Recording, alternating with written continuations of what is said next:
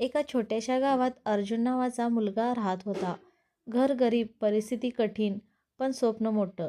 त्याचे वडील शेतमजूर, आई घरकाम करून घर चालवायची. अर्जुन लहानपणापासून हुशार होता, पण गरिबीमुळे त्याला अनेकदा अपमान सहन करावा लागायचा.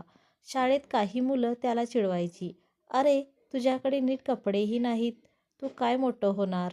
अर्जुन शांत राहायचा, पण मनात एक आग पेटलेली होती. एक दिवस मी काहीतरी मोठं करून दाखवणार. 10वीचा निकाल. अर्जुनने खूप मेहनत केली. रात्रभर अभ्यास, दिवसा काम. निकाल लागला. तो संपूर्ण तालुक्यात पहिला आला. गावात आनंदाची लाट पसरली. सगळे म्हणू लागले, हा मुलगा खूप पुढे जाईल. पण आनंद जास्त काळ टिकला नाही. पुढे शिक्षणासाठी पैसे नव्हते. कॉलेज शहरात होतं. फी, राहण्याचा खर्च, पुस्तके सगळं मिळून मोठी रक्कम. वडिलांनी हात जोडले. "बाळा, आम्हाला तुझी मदत करता येणार नाही." आई रडू लागली. अर्जुनने जबरदस्तीने हसू आणलं. "काही नाही आई, मी काम करेन." शहरात संघर्ष. तो शहरात गेला. दिवसा हॉटेलमध्ये काम, रात्री अभ्यास, कधीकधी उपाशी झोपायचा. पण स्वप्न सोडलं नाही. एक काळा दिवस. एक दिवस हॉटेलचा मालक म्हणाला, "काम नीट करत नाहीस, उद्यापासून येऊ नको."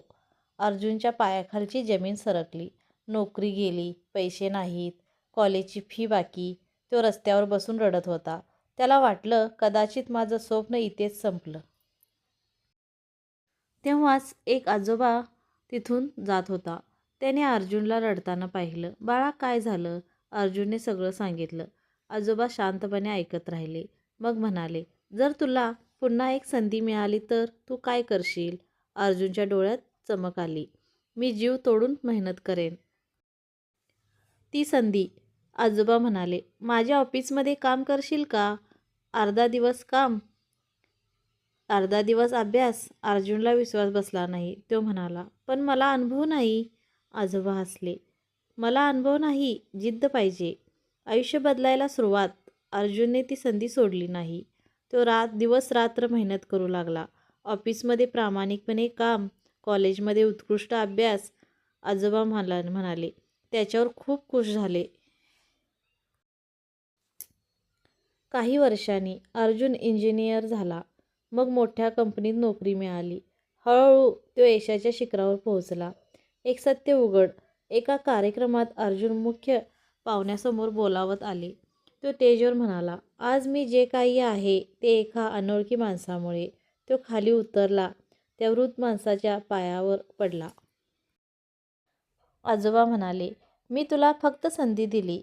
तू तिला आयुष्य बनवलंस." कथेमधील संदेश. मित्रांनो, आयुष्यात संधी सगळ्यांना मिळते, पण ती ओळखणारे आणि पकडणारे थोडेच असतात. कधीकधी एकच संधी संपूर्ण आयुष्य बदलते.